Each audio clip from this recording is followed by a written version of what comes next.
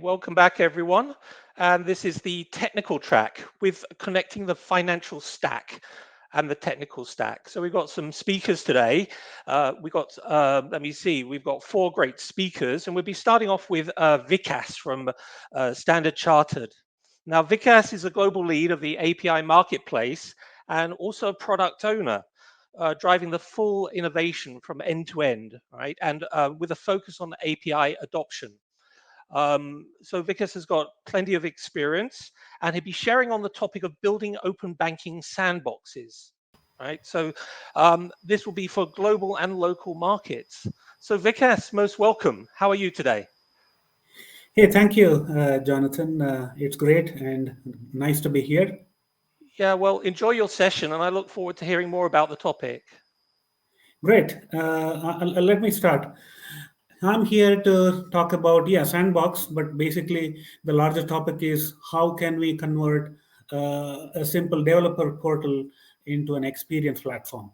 And that's my focus. And yeah, I'm Vikas. I'm part of the Enterprise Transformation Group here in Standard Chartered. I'm based out of Bangalore. Our teams are mostly in Singapore and rest of the world. I act as a product owner and lead for API technologies within Enterprise Technology Group. With that, let me right away jump into the Standard Chartered, who we are. Standard Chartered is an international bank with more than 160-year-old heritage, with a diverse and complex footprint across Asia, Middle East, and Africa. We are both in corporate and we serve affluent retail clients. But also, purpose of the today's presentation, I'll focus mostly on APIs and how do we serve our 59 markets and 45 booking centers across the world. Right. With this brief intro, I'll right away jump into my actual topic. Yeah. So now, why am I here? What brings me here? So if you see, Standard Chartered started the developer portal journey sometime in 2018. Okay, and initially, yeah, we had certain hiccups, but however, we have been consistently adding features and experiences since 2018. And here in 2022, we have a good progress made. And if you see the Magic Quadrant, it's basically published by an independent group called InnoPay. They have something called Open Banking Monitoring System. They compare more than 300 banks across, and they have certain pillars on which they benchmark each banks. Now, if you see over a period of time, everyone, over a period of time, consistently add features, and then they start improving the experience. Now, the same thing you see in Standard Chartered, but we have done a great job in the last 3 or 4 years. And how did we do it, and how you can do it, and how anybody can do it? That's my focus today. So the next slide, I want to briefly cover. See now, if you see today, APIs, everybody talks about API. APIs are perceived as products. Every company is investing in APIs. But there are certain experience that we need to worry about, especially when we talk about API. It's basically for developers. Developers are going to use your APIs and then have a perception. Okay, is this API good, bad? Can I do my work properly? Right? If you see some of the emotions that generally developers get, you probably would have got a similar experience. You go to a developer portal, APIs are not very clear. They're vague. Documentation doesn't cover exactly how do I use it. What is my onboard process? I get kind of lost. Either I go register myself and afterwards I don't hear anything. I don't see a good developer community supporting me, right? And that's why you see go more traction in sites like Stack Overflow and things like that, because most of the questions are unanswered and you need to go somewhere else. What if you could give a good experience? And that's that gives us the topic, what is developer experience? Since 2005, you would have seen a great progression in user experience. Whenever you hop onto your favorite applications or any software tools, right? Some of them are really good, some of them are not that great, because either they're difficult, they're not very simple, or they make you feel uncomfortable. So when a right user research is done, You know exactly what clients are looking, and then you can give a good experience. But the same may not hold good when you prepare a developer product, right? Developers things slightly different, but however, more or less the principles do remain same. So that's why we need to kind of merge these two: user experience and give the right tooling for developers, make it simple, make it self-service. Developer always love when things are given as self-service to them. Like, they should be able to decide what to do, when, and how they want to do it. Then there should be an easy onboarding. There has to be a good observability, like how they're using, what are my API metrics, how is the community doing, can I ask questions, who is the person who is backing the entire API product line, is there a right advocacy within the bank, will I be able to strike a long-term partnership with them, do I have support? When these two are combined, you'll have a great developer experience. And developer experience is definitely required. I'm just giving you a number, a McKinsey report. There are more than 15% of product is through word of mouth. If developers are not happy, probably you will not have a great future ahead. Now, with this, I'll see. I'm coming to the industry standard. Like, how can you improve a developer experience? Typically, the open banking prescribes the four-pillar methodology, where one has to have a comprehensive API catalog. When a bank goes out and gives an API, there has to be API for payment, account information, cross-border money transfer, and things like that. All these APIs need to be rock solid, well documented, right? And that's where the second topic comes. API documentation has to be good. It is not just throwing up some swagger into a portal. There has to be a systematic way of explaining the API, the philosophy, and what we are doing with that, and the usability and community. Right? We'll get to these four topics in detail. Um, and now I'll cover uh, how can we kind of strategize our tools, how can we support developers. Now, if you see a typical dev life cycle, there are two parts. On the left side, you have your clients trying to download your API and integrate those API into their applications or whatever it is, right? So they also have a similar development cycle. On the right side is when an API team, a API PO, envisages an API product line and then starts developing. The team goes through different life cycle, mostly development and then testing and then production, right? So all the while, when they're moving from these three stages, the internal developers also face a lot of issues. They need to interconnect several systems, so they have to use internal APIs. Now, most of the time, you would have seen a UI developer may be waiting for an actual backend API, right?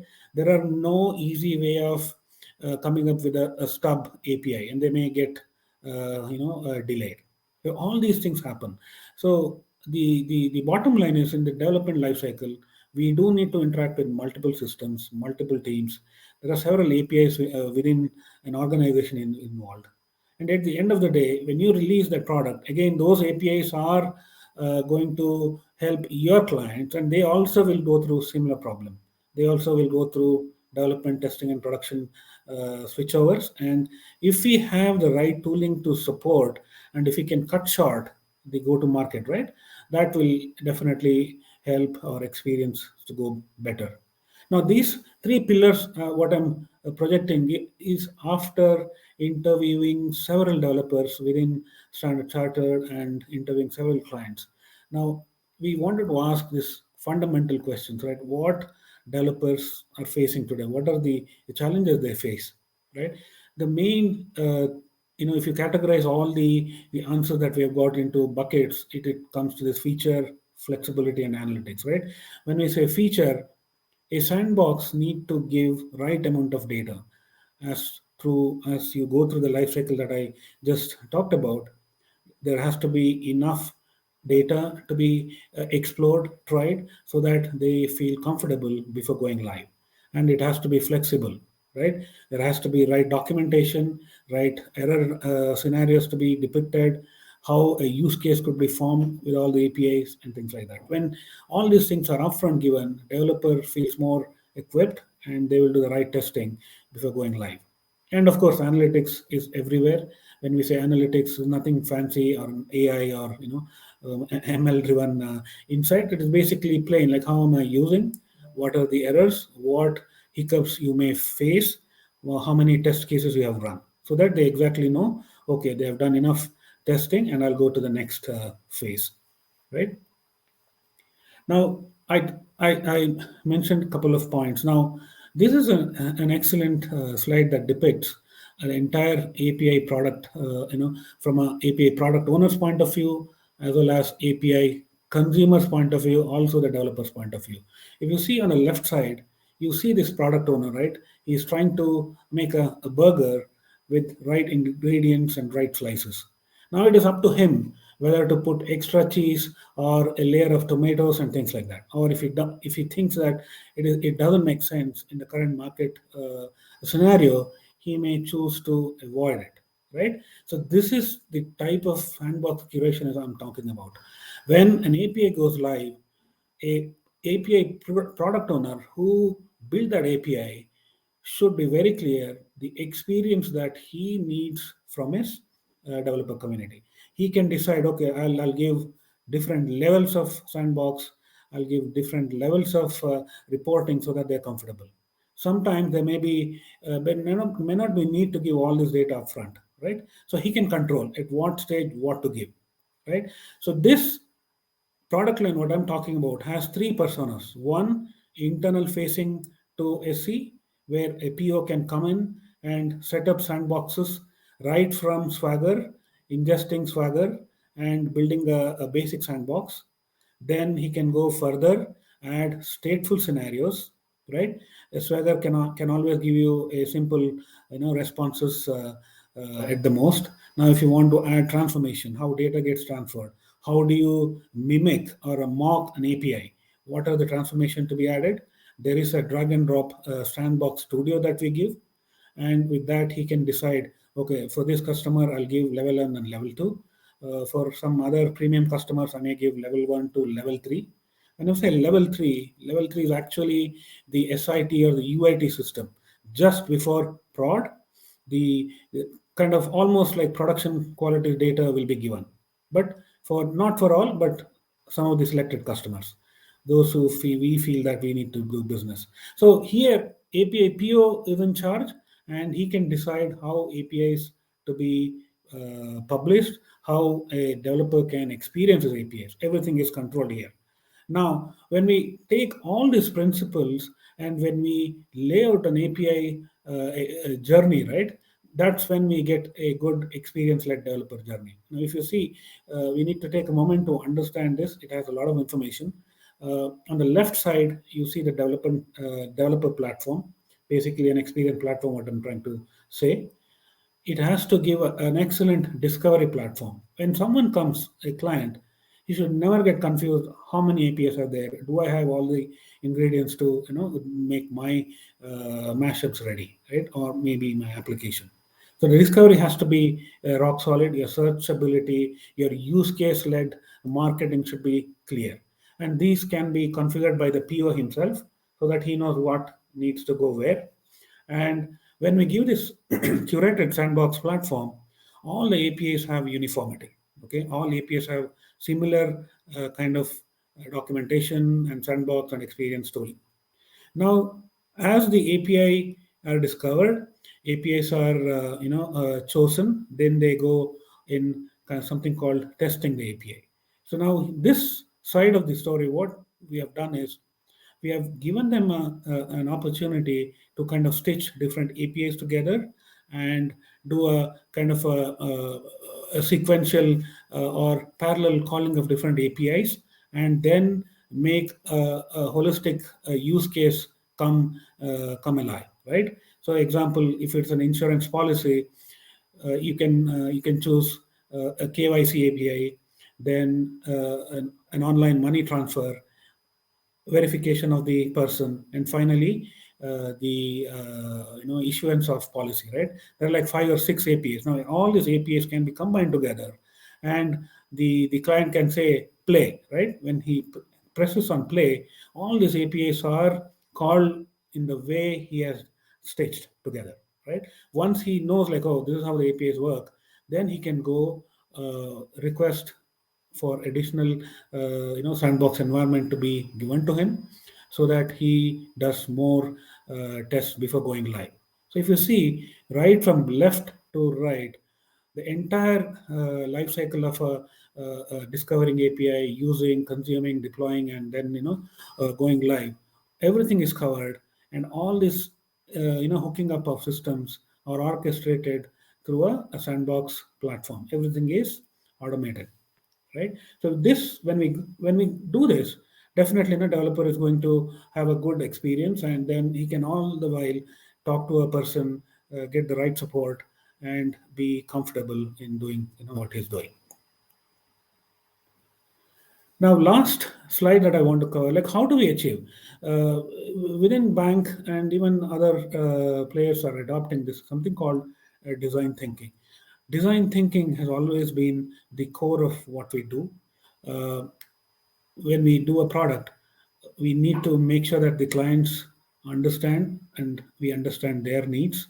We do rapid prototyping. We also follow agile principles. Why am I emphasizing is that when you're working on something, you need to be very close to your clients and you need to hear them. Otherwise, at the end, your product may not be liked by many. So we do rapid prototyping, we do paper sketching, we use Figma internally extensively and get the feedback, and then we do this development, and then we go live. And at the same time, we are a bank. We have a lot of regulations in place. We have uniform design guidelines, security guidelines, and we go through extensive auditing by different regulators. So we do have API governance lens for all the activities what I just mentioned. It goes through, and then we do this, so that we get the right products out. So with this, I'm going to stop my discussion on the sandbox, how a portal could be transformed as an experience platform. I'm eager to hear your questions if you have.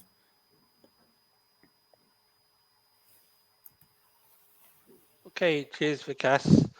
So that was quite a succinct conversation around not just sandbox, but also developer experience. Yes.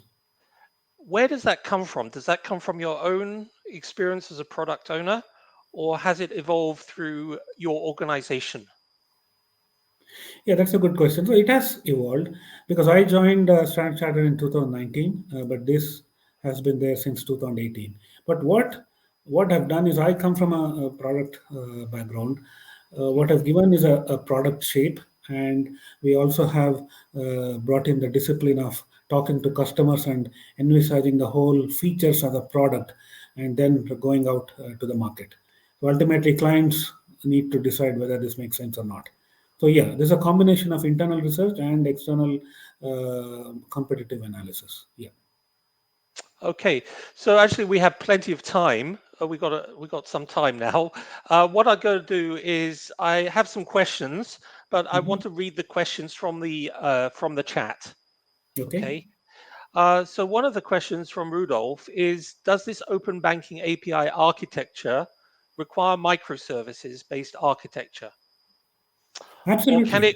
can it work in a monolithic background? So I think there's two questions there. Yeah. Yeah. If they're coming from a monolithic background, can it work with that? Or See, yeah. does it need microservices? Yeah. See, yeah. So that's a good question.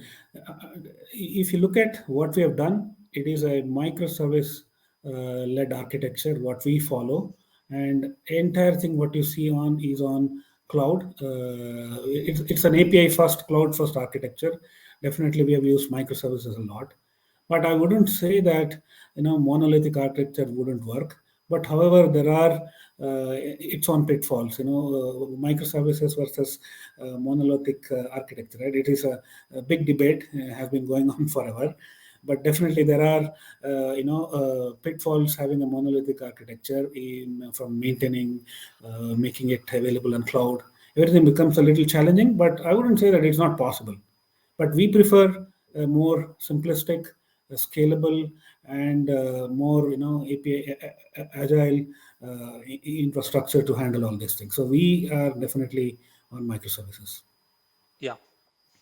So I hope that answers your question, Rudolph. The next question, let me see. I read this from Hasham. Mhm. Um, okay. From his experience, Open Banking API and MSA have different drivers and benefits, right? Um, and then the second part is what are those benefits? So open banking allows collaboration ecosystem. MSA provides agility to the business. So I'm not Yeah. sure there's a specific question in there. It's more an observation. So I'm not sure if you're familiar with the two approaches. I I'm not very sure what he means by MSA, but at least I can talk from my experience. Mm, Now, see, I gave you a nice customer journey from an open banking point of view, right? So when it comes to regulations, not everything is not as straightforward, okay? Because each country has its own guidelines and regulations. In some of the countries, we can't just make an entirely a digital onboarding. There has to be some paperwork to be done. So that's why there are challenges in bringing this to every country. Okay, so that's why we are not going all out with whatever I just mentioned to every country. Some of the countries do not, allow completely going on cloud and then putting everything digitized. They do still follow paper based approval process. But however, the modern frameworks like PSD2 and other initiatives are mandating a single click onboarding and things like that. So things are changing, but we need to handle different markets. We need to branch out experiences based on the which market we're targeting. Yeah, that is always there. yeah, so I think we've got a clarification. MSA, it wasn't immediately obvious, but microservices architectures. Okay, So yeah. here we have, open banking allows collaboration, microservices architecture provides that agility. And so I guess the question there is how does one evolve into using both, right? I mean, we don't need microservices architecture necessarily, but we do need a modularization through an API. Yes, that is correct. Yeah. Yeah. Yeah. And so I guess the question that I would have is how do they sit together? I mean, is it one or the other or both? Yeah, I mean that's what I'm trying to say, Jonathan. Mm, We have both. So whatever the API that you see on Standard Chartered's open banking portal, which is access.sa.com, everything is all the modern API that we have. It's based on modern microservice architecture, and we are on cloud. yeah. So I got it. I guess it depends how it's deployed, actually. Yes. And you mentioned the public portal. Um, there can be a lot of APIs. So how are you interoperating, right? Using SCB, Standard Chartered APIs. Are you also interoperating with other public APIs? Yes. So now, yeah, this is a great question. So that's where this concept of marketplace comes in. Okay, it's a little early in the open banking world, but in the next year or so, you will see a lot of traction there. Right now, if you see our open banking portal, we have about 188 APIs split across corporate and retail business. It has almost all flavors of APIs available. Right now, officially, we don't provide a non-standard chartered APIs, but the platform, the evolution, eventually will get us there. Okay, that's great. So Vikas, thanks very much for your Yeah. time and answering the questions. We've exactly come to the top of this presentation. So with that, it's a pleasure listening to you. And I feel that I've learned a lot from the session. I hope it was useful to the participants. Thank you So so thank much. you. Thank you Thanks. so much. Bye.